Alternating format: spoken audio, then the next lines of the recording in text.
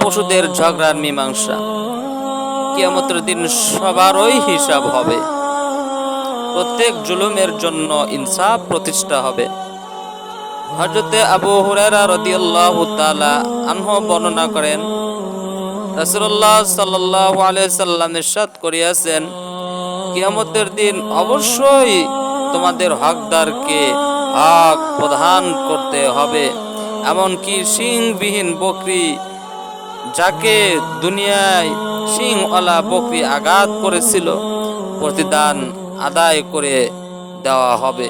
মুসলিম শরীফ সূরা নাবা শেষ অংশে আল্লাহ তাআলা বলেন, যালিকাল ইয়াউমুল হাক্কু ফামান শাআ আত্তাখাযা ইলা রাব্বিহি মাআবা ইন্না আনযারনাকুম আযাবান করিবা ইয়াউমা ইয়ানযুরুল মার'উ মা কদ্দামাত ইয়াদাহু ওয়া ইয়াকুলুল কাফিরু ইয়া লাইতানি কুনতু তুরাবা।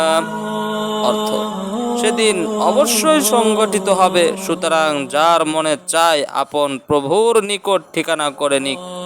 নিশ্চয় আমি তোমাদেরকে একটি ভবিষ্যতে আযাব থেকে ভীতি প্রদর্শন করেছি।